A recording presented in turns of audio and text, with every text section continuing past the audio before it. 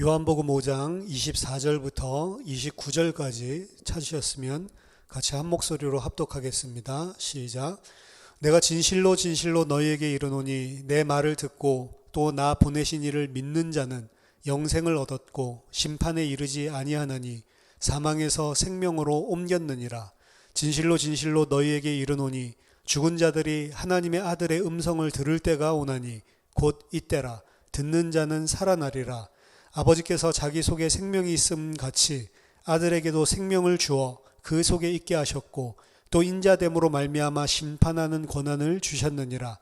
이를 놀랍게 여기지 말라. 무덤 속에 있는 자가 다 그의 음성을 들을 때가 오나니 선한 일을 행하는 자는 생명의 부활로 악한 일을 행한 자는 심판의 부활로 나오리라.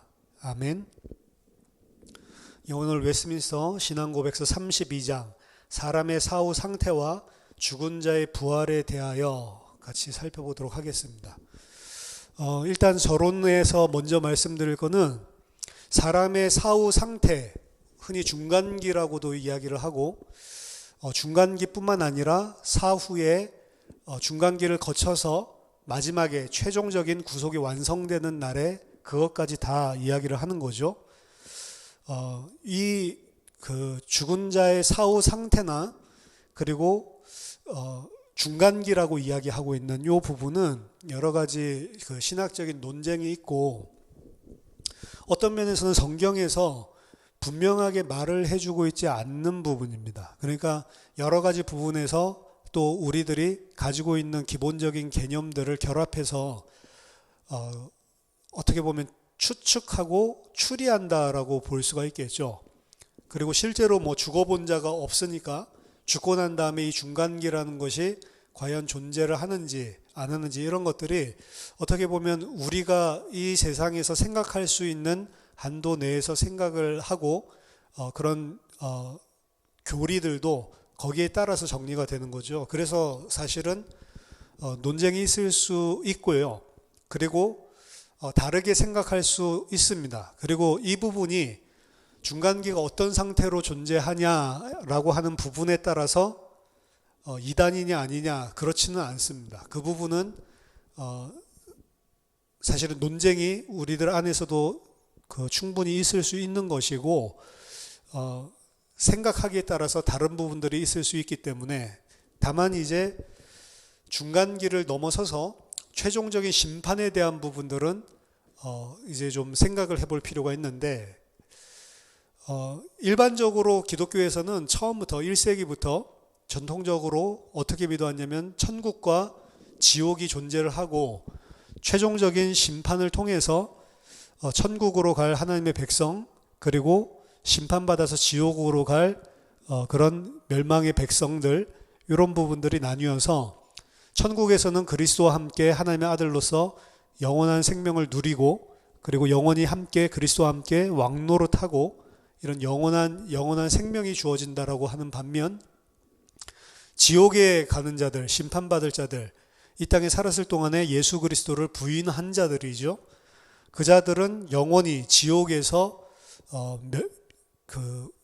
고통당하고 영원한 형벌을 고난을 당한다라고 하는 것이 일반적인 전통입니다. 근데 4세기 때에 아르노비우스파라고 하든지 혹은 16세기 때에 소시니안파 그리고 이제 여호와의 증인 혹은 제7일 안식일 예수 재림교회 이제 이런 쪽의 흐름을 타고 있는 교단들과 그리고 사람들은 그러니까 4세기 때 이 아르노비우스파에 대한 기록들이 존재를 하는데 그런 전통적으로 생각을 해왔던 지옥에 대한 부분들을 부인을 하죠.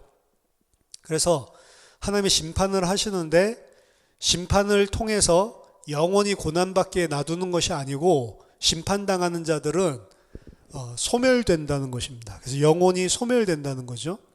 그래서 하나님의 백성으로 그리스도 안에서 구원받은 자는 영원히 그리스도와 함께 왕노릇하고 영원한 생명을 영원히 누리게 되지만 택함받지 못한 자들 그리고 예수 그리스도 믿지 않고 부인했었던 죄인들 이 사람들은 심판을 받고 그 영혼이 멸절된다, 소멸된다라고 이야기를 하는 것입니다. 이 부분에 대해서는 복음주의자로 굉장히 유명했던 존 스타트 목사도 영혼 소멸설을 다시 재조명을 해봐야 된다라고 이야기를 했죠. 그래서 자기가 이야기하는 것을 교리를 갖다가 바꿔야 된다라는 것이 아니고 일종의 제안을 하고 나왔습니다. 그래서 이들이 이야기하고 있는 영혼 소멸설에 대한 부분들을 성경적으로 다시 한번 재고를 해봐야 된다. 그래서 복음주의자 안에서도 이 부분을 이야기하는 사람들이 생긴 거죠. 그래서 이 부분에 대해서도 복음주의 안에서도 논란이 일어났는데, 사실은 복음주의 안에서는 원래 전통적으로 믿어왔었던 천국과 지옥 그 심판에 대해서 견지를 해왔었는데, 이제 최근에 존 스토트라든지 이런 사람들이 나와서 이 부분을 재고해봐야 된다라고 나왔기 때문에 일부 복음주의자들 진영들 안에서는 존 스타트는 더 이상 복음주의자가 아니다라고 이제 잘라야 된다, 뭐 이제 이런 식으로까지 이야기를 한 거죠. 그래서 중간기보다는 어떻게 보면 최후 심판에 대해서, 그리고 과연 영혼이 소멸되는 것이냐 아니면 그 영혼이 살아서 고통받는 것이냐라고 하는 부분에 대한 것들을 전통적으로 1세기부터 본다면 아무런 논란이 없었는데, 이런 부분들에 대해서 생각을 많이 하게 된 것이 사실입니다. 그 부분에 대해서 뭐 제가 정확하게 깊이 있게 연구를 하지 못했지만 왜 그런 것들이 나왔을까라고 하는 부분들을 조금 찾아보고, 그리고 제 개인적으로 왜 그런 부분들을 사람들이 주장을 할까, 이 부분에 대해서 좀 생각을 많이 해봤는데요. 존 스타트가 이제 그런 주장을 하게 된 거는 이제 자유주의자들이 이제 그런 주장들을 한 것들을 아마 공부를 한 것 같습니다. 그리고 그 사람들이 이야기하는 이런 것들에 뭐 신빙성이 있다라고 생각을 했겠죠. 근데 그 논거의 그 증거가 뭐냐면 하나님의 성품에 대한 것입니다. 하나님은 인간의 영혼을 죽지도 않는 그 뜨거운 불에 영원히 고통받도록 형벌을 하신다면 너무나 잔인한 하나님이라는 거죠. 하나님은 사랑과 긍휼의 하나님인데, 이 세상, 영원하지 않은 세상이죠. 역사라고 하는 영원하지 않은 세상 속에서 지은 죄를 가지고 이 세상에서 형벌 받을 만한 그 일을 가지고 영원이라고 하는 시간표 속으로 끌고 들어가서 잠깐 지은 그 죄 때문에 영원한 시간표에 죄에 대한 형벌을 주는 것은 하나님의 공의에도 맞지도 않을 뿐만 아니라, 그리고 너무 가혹하고 잔인하다라고 생각을 하는 거죠. 그렇기 때문에 그런 심판을 하시는 분은 우리의 하나님이 될 수 없다라고 하는 게 논거의 가장 핵심입니다. 근데 여러분들이 그냥 영혼이 멸절되는 것이냐, 아니면 영원히 모든 사람은 다 영원한 생명으로 영원한 육체를 가지고 부활을 해서 천국의 축복과 지옥의 형벌을 영원히 받는 것이냐라고 했을 때, 영원 멸절설, 소멸설을 주장하는 입장에서는 하나님의 성품에 대한 것들을 잔인하거나 너무 가혹하다라고 해서, 만약 그렇게 두려운 하나님이라면 성경에서 이야기해 주는 그 사랑의 하나님, 긍휼의 하나님과 맞지 않다라고 생각을 하기 때문에 그렇게 결정을 짓는 것 같습니다. 근데 죄가 뭡니까?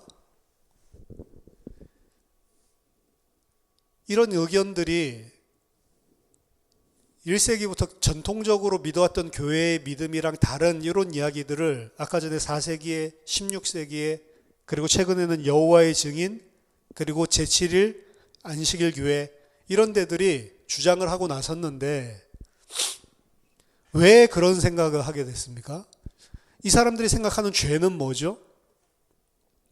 자, 우리가 구원받기 위해서는 죄가 무엇인지를 깨닫지 못하면 절대로 구원받을 수가 없습니다. 죄가 무엇인지를 성령이 깨닫게 해주시고 죄에 대한 진짜 철저한 회개, 죄로부터 돌이켜서 하나님을 향해 돌아오는 회개라는 과정이 없으면 예수를 믿는 것조차도 내가 원하는 극락세계, 내가 생각하는 무슨 파라다이스, 영원히 축복받는 그런 세계를 상정해 놓고 거기 가기 위한 수단으로 예수를, 도구를 믿는 것밖에 안 된다는 거죠. 그 죄에 대해서 여러분들이 정말로 구원받은 사람이라면 어떻게 여러분들은 죄에 대해서 인식을 하고 계십니까? 저는 원래 제가 그렇게 큰 죄를 많이 짓는다라는 생각은 안 해봤어요. 죄를 짓죠, 당연히. 세상 것, 육신의 것, 이런 것들을 좋아하고 세상 것, 육신의 것들, 이런 것들을 추구하고 하나님의 뜻대로 살지 못하는 이런 부분들이 많이 있으니까 죄를 짓는다고는 생각을 했죠. 제가 종교 생활을 할 때도. 근데 곰곰이 생각을 해보면 과연 그 죄가 영원히 지옥의 형벌을 받을 만한 죄냐라는 것들을 생각해 볼 때는 사실은 납득이 안 되는 거죠.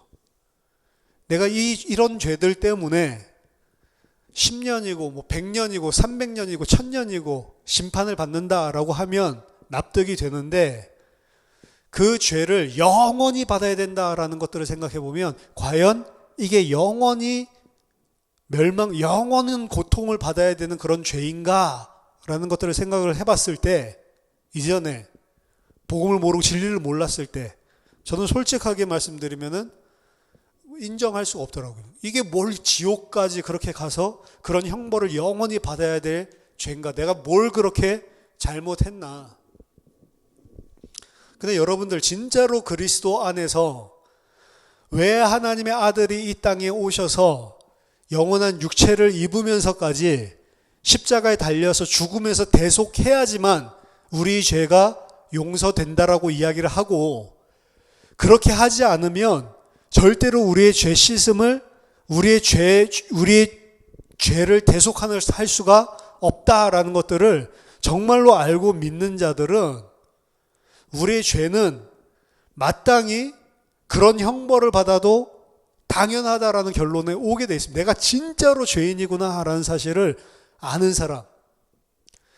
우리가 구원받았다라고 하는 사람은 내가 정말로 어떤 죄에서 구원받았는지를 인식해야 되는데 인식하게 돼 있죠. 성령이 깨닫게 해주시니까.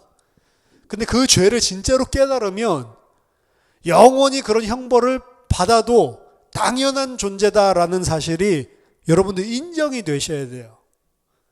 그게 인정이 안 된, 제가 이제 왜 잔스타트라든지 이런 것들 이야기를 하냐면 자유주의자들이라든지 그 사람들의 논거가 여기에서 짓는 이 죄가 과연 그런 영원한 형벌을 받아 마땅한 거냐? 내 기준으로는 마땅하지 않다라고 생각을 하는 거예요. 그냥 잠깐 형벌 좀 받으면 됐지. 혹은 소멸을 주장하는 것들이 왜 하나님이 그렇게 잔인하게 보이고 왜 하나님이 그렇게 무자비한 것 같이 생각이 되냐면 죄에 대한 부분들, 이 부분이 하나님이 그 정도로 심판할 정도는 아니다라고 생각을 하는 겁니다. 사실은 깊은 데를 쳐다보면 이게 그렇게 잔인한 형벌을 받을 정도의 죄야? 사실 그거 인정이 안 되는 거예요.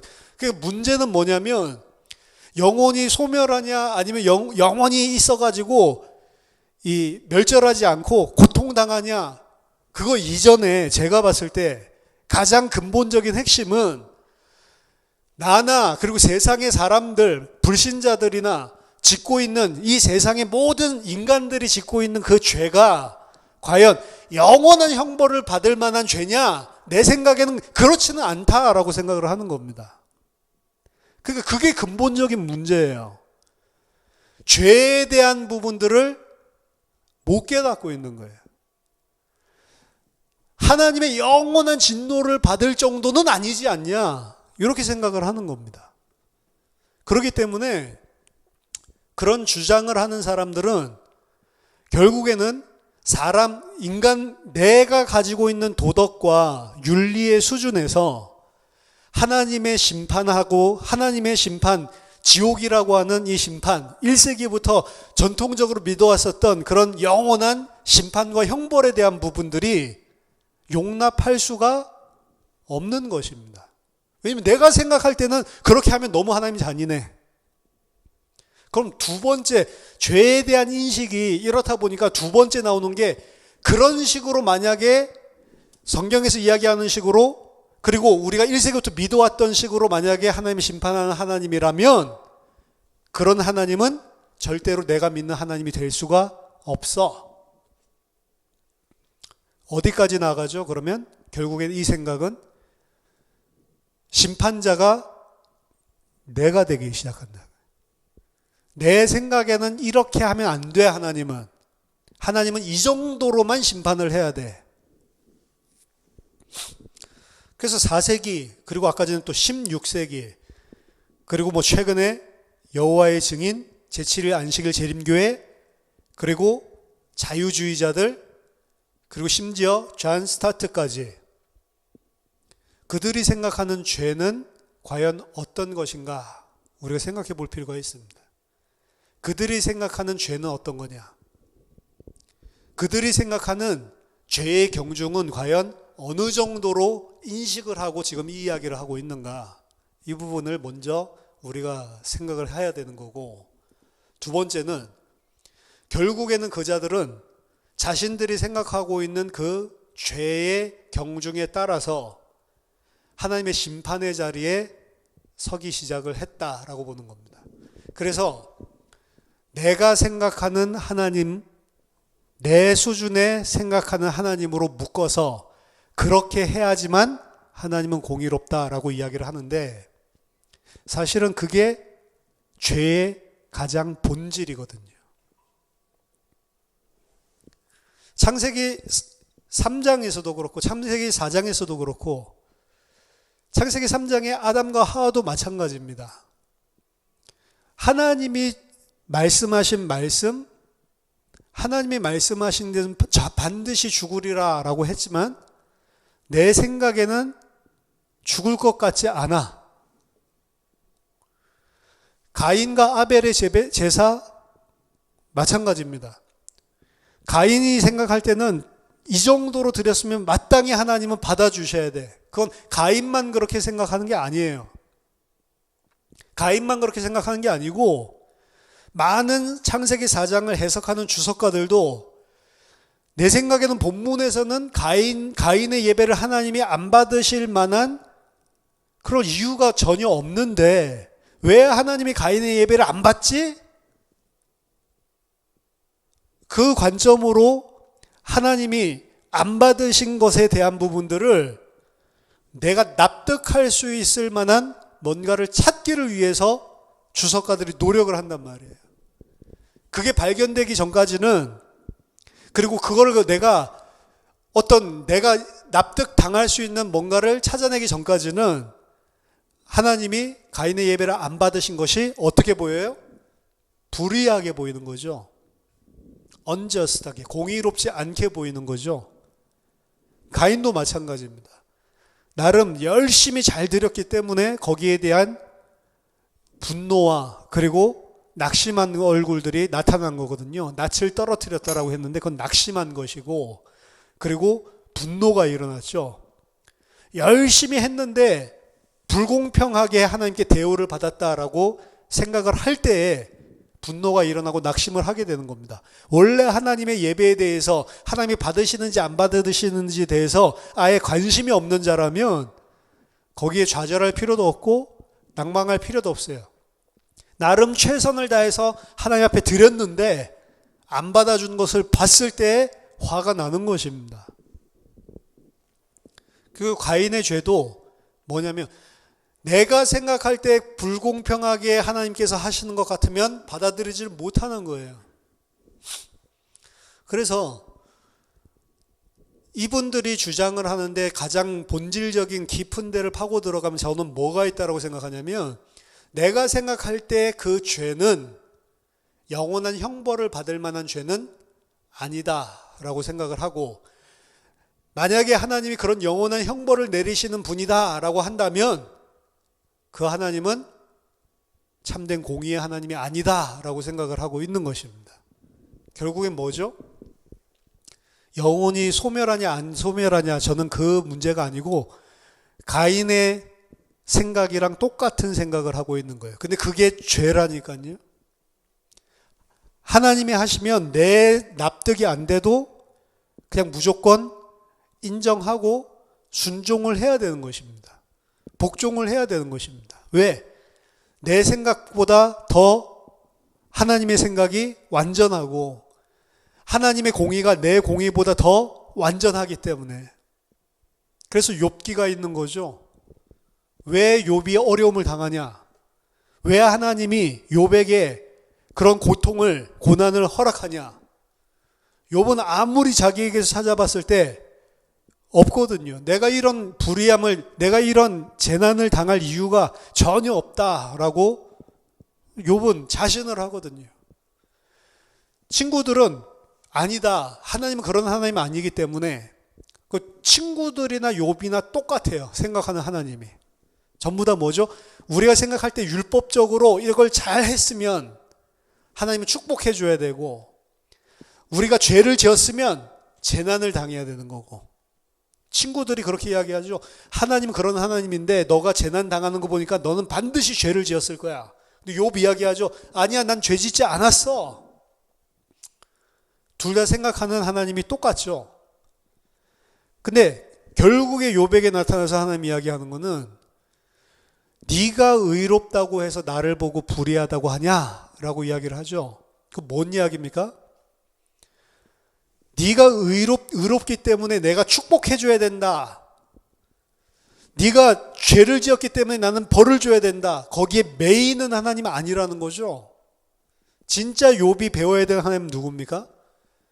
내 의나 내가 뭐 잘 행하고, 내가 율법 잘 지키고, 내가 제사 잘 지내고, 그거에 따라서 하나님은 나에게 상을 주셔야 되고 축복 줘야 되고, 만약 저주 내리면 안 돼 라고 하는 생각을 깨뜨리는 거예요. 사실은 어떻게 보면 그 부분이 지혜서에서, 구약성경에서 다루고 있는 부분이죠.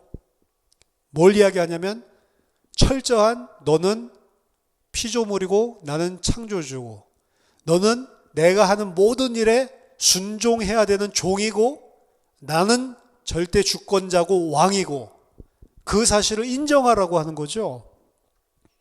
근데 그거 인정이 안 되는 것입니다. 저는 이렇게 생각합니다. 만약에 우리가 죽었는데 심판을 받게 되는데, 멸절, 알고 봤더니 멸절 그냥 소멸되는 것이었다. 그래도 상관이 없고요. 영원한 지옥에 형벌받는다. 예수 믿지 않는 자들 영원한 형벌을 받게 하시는 것이 맞다. 아직 죽어보지 않았으니까 만약 그렇게 한다고 해도 상관없습니다. 그 심판과 그리고 형벌은 하나님이 행하시는 거기 때문에 하나님이 소멸로 하시든 그리고 영원한 형벌로 하시든 저는 아무 상관이 없어요. 근데 굳이 영혼 소멸설을 그렇게 원래부터 있지도 않은 걸 4세기부터 이렇게 이야기했었던 이야기, 그리고 한참 동안 이야기 없다가 또 16세기 그리고 17, 18세기 때 갑자기 또 드러나고 자유주의자들이 이야기하는 거, 그리고 그들이 사용한 논거, 이런 것들을 봤을 때 그 사람들은 만약 영원히 하나님께서 형벌을 내리시는 그게 지옥이 원래 전통적으로 1세기부터 믿어왔던 그 믿음대로 존재를 한다라고 하면 그 하나님의 신실하심과 공의로우심을 탓하시겠습니까? 저는 그들이 주장하는 논거를 봤을 때 탓한다고 봅니다. 그렇게 만약 하나님 행하시면 하나님 공의롭지 않다라고 하는 것입니다. 심판의 방법과 내용을 내가 생각하는 이 수준으로 해주셔야지 공의롭지, 만약 그 수준으로 안 해주시면 하나님 뭔가 좀 너무한 것 같다. 그 생각을 가지고 내가 믿는 하나님을 규정 짓고 있는 거죠.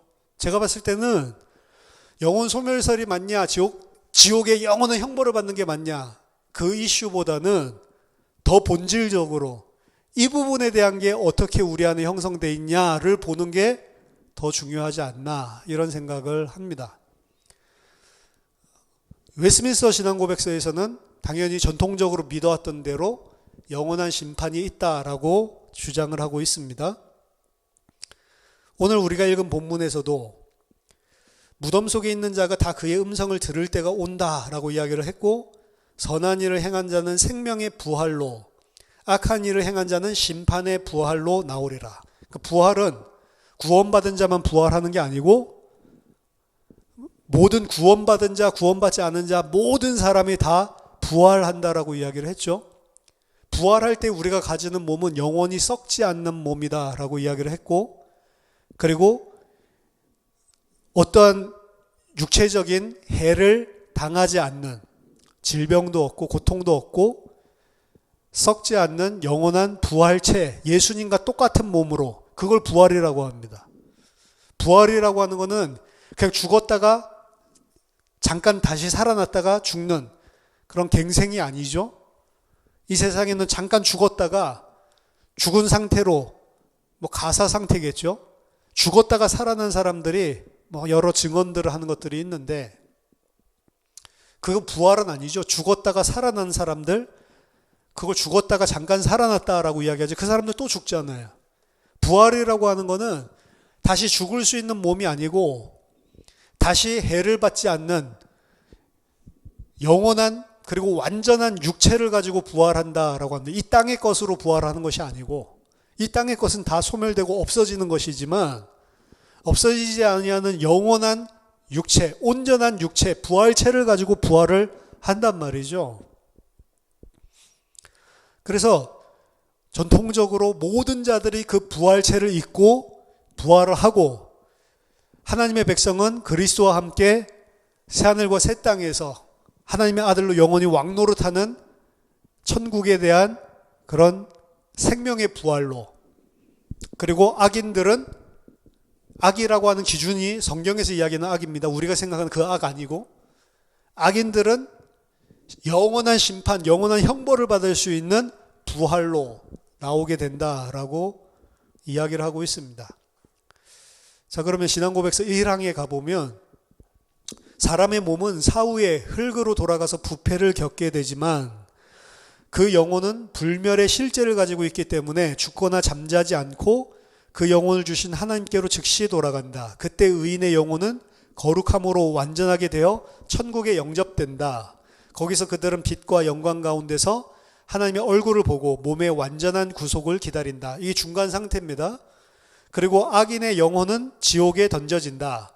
거기서 그들은 고통과 암흑 속에서 지내며 그 큰 날 마지막 심판을 받도록 남겨져 있다.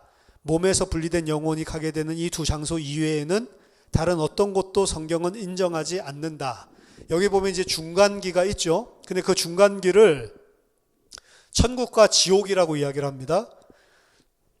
천국에 가서도 마지막 심판 낼 때까지 구원받은 자들이 기다리고 있고, 지옥에 가서도 구원받지 못한 자들 기다리고 있고, 그리고 마지막 날에 이들이 영혼만 있고 몸이 없죠. 마지막 날에 완전한 육체를 입고 심판대 앞에 서게 된다라고 이야기를 하는데, 일단 저는 이 중간기에 대한 부분들은 좀 제가 지금까지 이야기했었던 부분들이랑 다르죠. 제가 생각하는 견해랑 다릅니다. 왜냐하면 좀 이상해요. 죽은 자가 천국에 가서 기다리고 있고, 이 개념은 우리가 가지고 있는 시공간에 매여 있는 개념입니다. 과거, 현재, 미래가 있는. 근데 그 천국이라고 하는 것, 하나님의 나라는 영원한 곳이죠. 그렇기 때문에 시공간의 흐름, 지금 우리가 살고 있는 이 차원과 다른 곳인데, 그곳에서 기다리고 있다가 또 그곳에서 영원한 지옥에 있다가, 그러다가 마지막 날 그 시간표에 하나님이 지옥에서 불러가지고 영원한 육체를 입게 하고, 천국에 있었던 사람들에게 그때 영원한 육체를 입게 하고, 이런 식으로 지금 설명을 하는 건데, 저는 중간기가 없다라고 보고 있습니다. 영혼육 이게 분리된 게 아니고 영혼과 육신이 분리돼서 존재할 수가 없고 인간이 죽는 그 시간표가 막바로 하나님의 심판대 앞에 서는 그 시간표로 전부 다 있다라고 제가 여러 번 말씀을 설명을 해드린 적이 있는데 이 부분에 대한 부분들은 조금 내용이 다릅니다. 그러니까 좀 이상하잖아요, 사실은. 지옥에 던져놨다가 막 고통당하고 있는데 영원한 부활체를 줘가지고 지옥에서 꺼내가지고 심판대 앞에 불러내고 그 다음에 또다시 지옥으로 들어간다? 그래서 제가 봤을 때는 이 중간기에 대한 부분들이 굉장히 우리 이 땅에 있는 역사 속을 살고 있는 우리 세상의 개념으로 사실은 이해한 게 많죠. 이 부분은 성경에서 자세하게 설명을 하고 있지 않는 부분이기 때문에 정답은 없습니다, 사실은. 근데 논리상 제가 봤을 때는 좀 맞지 않다. 지옥에 있던 자를 잠깐 그 불에서 꺼내서 영원한 육체를 입고 심판대 앞에 섰다가 다시 또 지옥으로 들어가. 이렇게 심판을 한다? 사실 이 이야기잖아요. 그래서 좀 그 부분은 좀 저는 동의를 하지는 않습니다. 어쨌든 악인이든 의인이든 영원한 부활체를 입고 온전한 몸으로 심판대 앞에 서서 그 이후에 영원한 심판을 통해서 천국과 지옥의 형벌 이 부분으로 나뉜다라고 하는 부분들은 같죠. 1항에서 이야기하고 있는 거고 2항은 마지막 날에 살아있는 자는 죽지 않고 변화될 것이다. 먼저 죽지 않고 예수님의 마지막 재림, 마지막 구속의 완성의 날, 그 날에 육신적으로 이 땅에 살아있는 자들, 그들도 죽지 않고 부활체를 입고 변화된다라는 소리죠. 그리고 죽은 모든 자들이 일으켜져 전과 동일한 몸으로 부활할 것이다. 전과 동일한 몸, 동일한 몸이라고 하는 것은 사실은 좀 우리가 좀 해석해 볼 여지가 있는 거죠. 그리고 전과 다르지 않은 동일한 몸은 자신의 영혼과 다시 결합하여 영원토록 있게 될 것이다. 다른 특성을 가지고 있더라도 사실은 이런 생각들 때문에 기독교인은 화장을 하지 않는 그런 문화가 있었다고요. 왜냐하면 그 우리의 이 땅에서의 그 썩어진 몸이 어떻게든 부활할 때 다시 그 몸과 관계해서 우리가 부활을 한다라고 생각을 했기 때문에. 그러니까 이게 다 중간기랑도 사실 맞닿아 있는 이야기들인데, 이 이야기를 하는 거는 예수님이 부활하셨을 때 예수님의 무덤이 빈 무덤이었죠. 그러니까 예수님의 시신, 이 땅에서 있었던 그 시신과 그리고 예수님이 부활할 때 입었던 부활체, 이 사이의 관계가 있다라고 추론을 해서 이 이야기를 하는 것입니다. 그렇기 때문에 기독교인들은 절대로 화장을 하지 않고 매장을 하는 관습이 있었죠. 화장한 사람은 그럼 이제 어떻게 되는 겁니까? 그러니까 이 부분에 대한 것도 사실은 아까 1항의 중간기랑 같이 연결해가지고 생각을 해볼 때 약간 우리가 수정해서 생각해 볼 여지가 있는 부분입니다. 이 말이 사실이라면 기독교인들은 절대로 화장하면 안 되죠. 그리고 될 수 있으면 그 육신과 관계가 있기 때문에 이 땅에 썩어질 육체, 잠시 우리가 살고 가는 육체인 것 같지만 그 몸과 관계가 있을 수 있기 때문에 어떻게 보면 미라같이 썩지 않게 방부제 처리를 하고 이렇게 만들어야 되는 거죠. 아마도 그 육신의 그 몸 자체랑 이런 긴밀한 관계가 있다, 뭐 이걸 주장하려고 쓴 말은 아닌 것 같습니다. 여기서 이야기하려고 하는 것은 아이덴티티, 정체성에 대한 이야기인 것 같아요. 그러니까 우리가 부활할 때 우리의 의식이나 우리의 생각이나 그리고 우리 자신에 대한 정체성이 없어지는 게 아닙니다. 우리 전부 다 이 땅에서 어떤 구원을 받았는지도 다 기억을 하고 있고, 그리고 우리가 이 땅에서 가지고 있었던 성도 간의 교제라든지 그리고 이 땅에서 가지고 있었던 인간관계라든지 이런 부분들이 없어지지 않는다는 거죠. 사망에 보면 불의한 자의 몸은 그리스도의 능력으로 말미암아 치욕을 당하도록 부활하게 될 것이다. 의로운 자의 몸은 그리스도의 영으로 말미암아 영광으로 부활하게 될 것이고 그리스도 자신의 영화로운 몸에 상응한 몸이 될 것이다. 그래서 불의한 자도 또한 의로운 자도 전부 다 그리스도의 능력으로 말미암아 부활하게 되고, 하나는 영원한 형벌로, 하나는 영원한 상급으로, 생명으로 부활하게 될 거다라는 것을 이야기를 합니다. 서론에 이야기했지만 중간기나 그리고 그 이후에 우리가 부활할 때 이 땅에 있었던 육신의 몸, 이런 부분들을 정확하게 성경을 통해서 규정하기는 힘이 들어요. 왜냐하면 거기에 대해서 성경은 관심이 없기 때문에 그렇습니다. 거기에 대해서 우리에게 자세한 정보들을 알려줄 그런 관심보다는 우리가 예수 그리스도 안에서 믿음으로 구원받고 하나님의 자녀가 되고 그 하나님의 백성으로 지어져가는 구원 전체 여정에 관심이 있지, 그 구원 여정이 끝났을 때 우리는 과연 어떤 상태로 되는가, 부활체를 입게 됐을 때 우리 몇 살 때로 되는가, 혹은 얼굴이 완전히 바뀌는가, 이런 부분들을 우리는 궁금하지만 성경은 거기에 대해서 자세하게 이야기를 하고 있지 않아요. 왜 예수님이 부활하셨을 때 제자들이 단박에 못 알아봤지? 얼굴이 바뀐 건가? 이거 우리들이 이제 궁금할 수 있는데, 얼굴이 완전 똑같았으면 왜 못 알아보지? 그 왜 못 알아보고 있다가 또 어느 순간에 또 왜 알아보지? 이런 것들을 생각해 보면 과연 예수님이 어떤 몸으로, 예수님 딱 십자가에 달릴 때 그 몸으로 부활을 했을까? 뭐 이런 궁금증들이 생기죠. 근데 성경은 거기에 대해서 명확하게 이야기를 안 해요. 왜? 그것은 우리가 구원받는 것과 큰 상관이 없기 때문에. 그 위의 것을 이야기를 정확하게 안 해준다고요. 예수님도 이야기하시죠. 내가 아래의 이야기를 해도 너희들이 잘 못 알아듣는데 진짜 위의 것들 이야기를 하면 너희들 알아들을 사람이 하나라도 있겠냐라고 이야기를 하죠. 그래서 어떤 부분에서 본다면 사후 상태라든지 그리고 이 죽은 자의 부활과 우리가 이 땅에 있었던 그 육체, 몸, 썩어질 그 육체와 어떤 관계가 부활체와 있는지, 이런 부분들에 대해서는 교리로 세워놓긴 세워놨어요. 그리고 웨스민스터 신앙고백서에서도 그렇게 이야기를 하고 있고, 근데 그거 자체가 이단 그리고 구원을 판가름짓는 믿음의 내용은 아닙니다.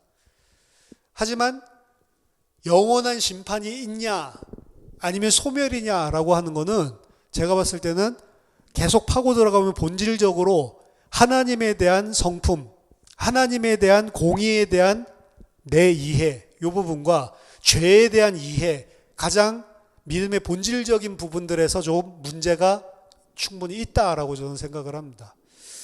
그래서 오늘 사람의 사후 상태와 죽은 자의 부활에 대해서 제가 가지고 있는 생각들과 다르지만, 그리고 좀 상이한 부분들이 존재를 하지만 근본적인 가장 중요한 부분들에 있어서는 모든 자들이 다 부활을 하게 되고 영원한 심판이 있고, 그리고 영원한 부활로, 생명의 부활로 그리스도와 함께 영원한 생명을 누리게 되는 그 상급의 부활이 있다라고 하는 부분은 분명히 이야기를 하고 있습니다. 저와 여러분들이 결국에는 성경을 통해서 우리의 죄가 뭔지를, 그래서 죄가 무엇인지를 정말로 인식한 만큼 하나님이 주신 은혜가 어떤 것인지 감격으로 오게 돼 있고 참된 감사로 오게 돼 있습니다. 그래서 성경을 통해서 우리가 누구고, 그리고 그 우리를 어느 정도까지 사랑하셔서 하나님께서 우리에게 구원을 베풀어 주셨는지, 사실 그거를 알아가는 게 신앙이 성장하고 성숙해가는 유일한 길이거든요. 그래서 오늘 32장을 통해서도 우리 죄에 대해서 더 생각을 해보시고, 우리 죄의 성격에 대해서 생각해 보시고, 그리고 정말로 하나님에 대한 부분들을 이 세상의 윤리 도덕 혹은 세상의 인간의 그러한 인지상정, 이런 것들 가지고 제안을 해놓고 내가 생각하는 대로 움직여야, 그렇게 하셔야 하나님이라고 생각하면서 내가 하나님의 자리를 또 차지하고 죄를 범하는 그런 자리에 있지는 않은지, 이런 부분들을 살펴보면서 정말로 하나님 앞에 그 어떠한 것들도 다 순종하는 그런 하나님의 백성들이 되기를 바랍니다. 마지막으로 하나 첨언할 것은,